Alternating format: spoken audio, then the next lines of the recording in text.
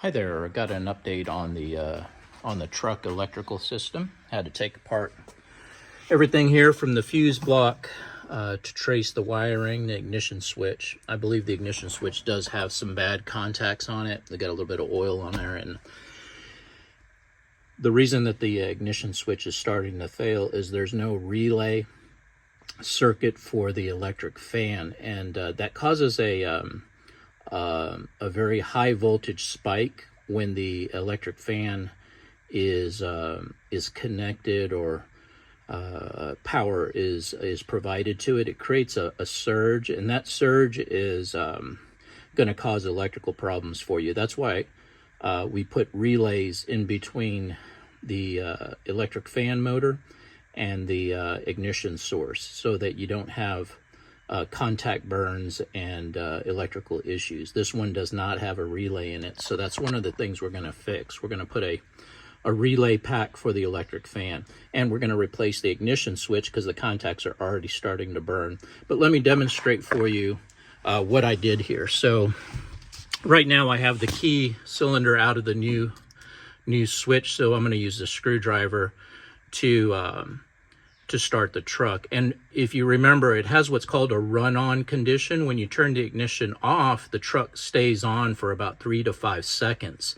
And that's because the electric fan is still generating power for a few seconds, and it kind of trickles off from what I could tell from my voltage measuring tools. So now when we do it, everything is connected, all the circuits are connected. But if I go ahead and start up the truck, let me go ahead and get it started real quick.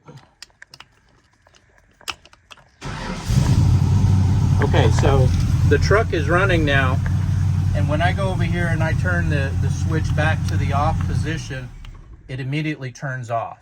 And that's what you want to see happen. So on, and when I turn the handle off, the truck immediately turns off, which is what it's supposed to do. That run-on condition was a symptom of something that was going to be more problematic, or can cause possibly a electrical fire in the future.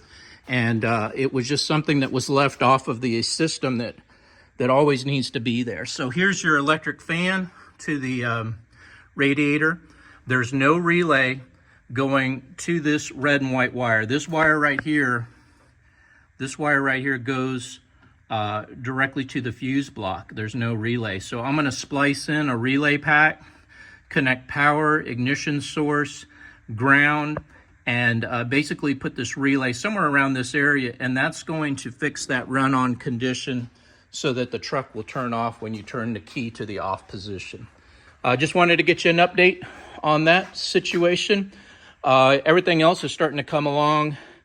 While I'm under here, I'll be checking for anything that's not strapped down or that would cause any rattling situation. It's kind of hard to do until you get it up on the road. I've only driven it once, and during that road test, that was only like just right up the block and back.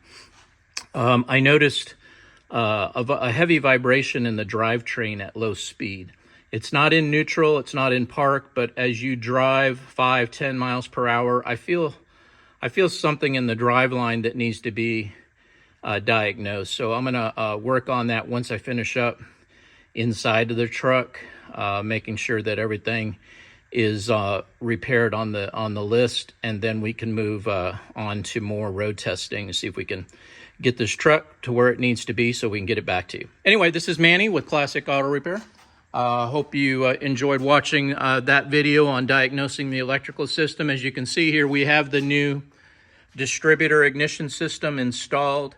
It works so much better than the old distributor design with the ignition box. The ignition box was removed off the firewall. I did install this cutout switch. It's a really high quality professional cutoff, and what it does is it gives you an easy access right here at the top of the vehicle to just flip the switch. It kills all power to the electrical system. And on old classic vehicles that are going to be sitting in the garage, it's highly recommended you disconnect this when the vehicle is going to set for a week or longer.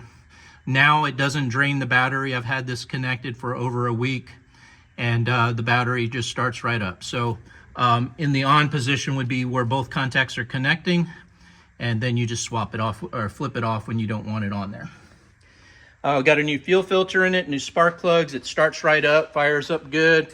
We flushed the radiator, installed a radiator overflow bottle. And on this, you only want to keep the fluid about a quarter to halfway so that it has room to go up and down, just like on a new car. It takes any excess fluid that comes out of the radiator, puts it in here temporarily, and then at night when the engine cools down, it through a vacuum process, it will suck the fluid out of this tank and put it back in the radiator. We fixed the PCV, or excuse me, the breather caps that are on here. We added some O-rings on there to tighten them up so they don't fall off. And just like I said, I've been working on the tuning and making sure that it's performing well on the motor side of it. You saw that we added on the headlight circuit, I added a license plate light back here. So now it lights up. I do have it scheduled to work on the exhaust, but we'll get it up on the lift outside when the rain stops so that I can work on that exhaust pipe tip and get it where it needs to be. Anyway, this is Manny with Classic Auto Repair. Hope you enjoyed watching, and I'll be back with you shortly. Have a great day.